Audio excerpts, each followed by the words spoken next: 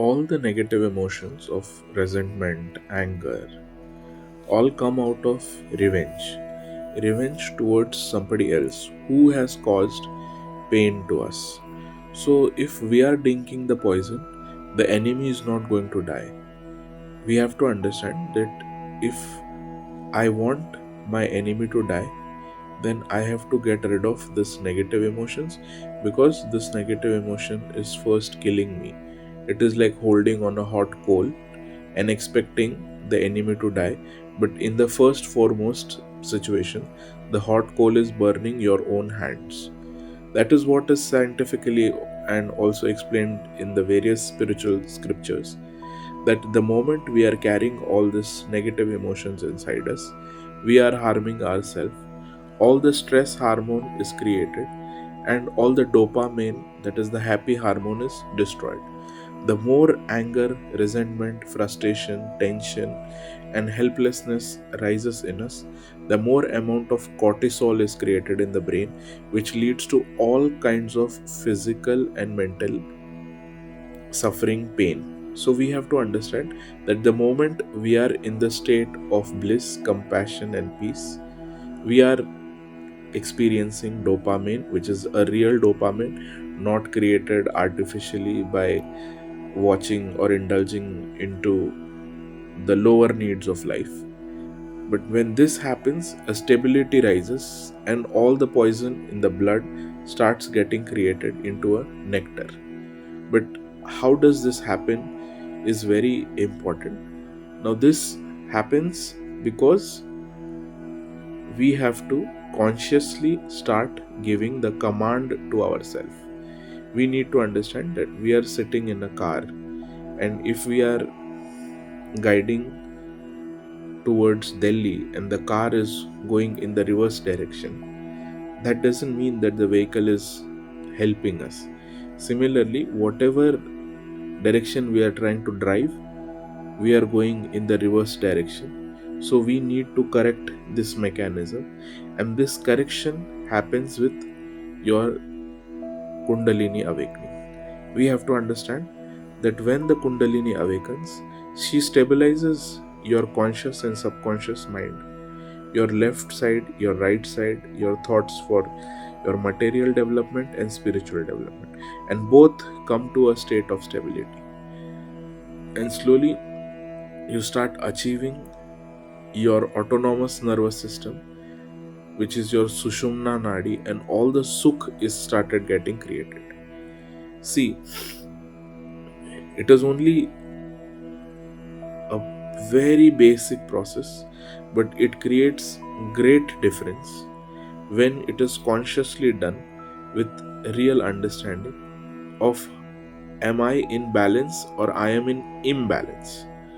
So that small n has to come of imbalance, and that n is Nirmal Tattva.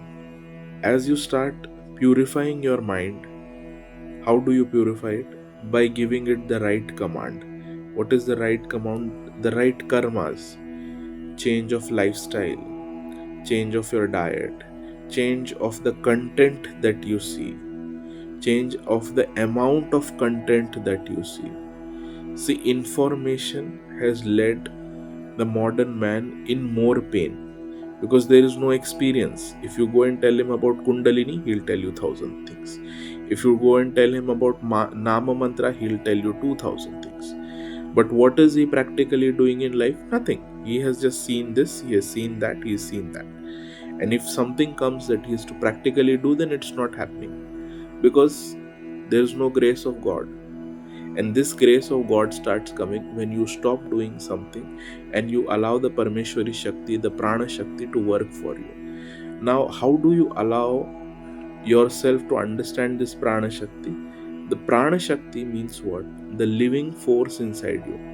Your breathing, your sensation. If you just sit down in a room and try to feel your breath, try to feel the rays flowing from you, try to feel your aliveness, slowly there will be a gap between your Atma Tattva and your mental understanding and physical understandings.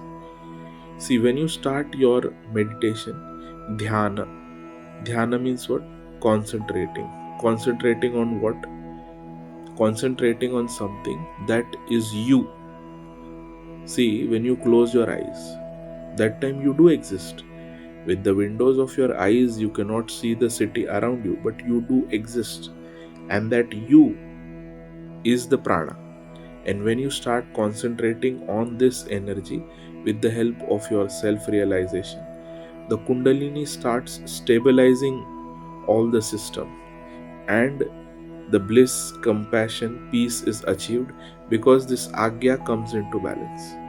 So, all the bhogas of karma are balanced. See, many people, they are doing chanting, they are performing some ritual, they are doing something, but their attention is all in the tension, is all in the vishay sukh, that is, it is in the wishes of poison. I have to achieve this has to be done, that is not to be done. If I'm doing this, then I'm not becoming that achiever. And when you are going to materialism, then there is no spirituality. Going to spirituality, there is no materialism. You sitting in the office, then you think this is nothing, let us go and pray to God. When you go and pray to God, then you say, oh, this is nothing, let us go to the office. But reality is what?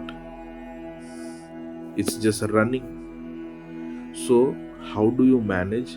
You come to the state of nirvicharita, and that happens with your Kundalini awakening. And when your Agya gets into a stability, by understanding that you are not your mental concepts, you are not your physical concepts, you have to start to give command to your physical body and your mental body. And that is when your Ida and Pida is gone and your Sushumna awakens, that is Ida Pida Zaude, Sukhasa Rajya Yaude. This happens with the awakening of Kundalini. So please take to your self realization, and balancing is very important. Jai Shri.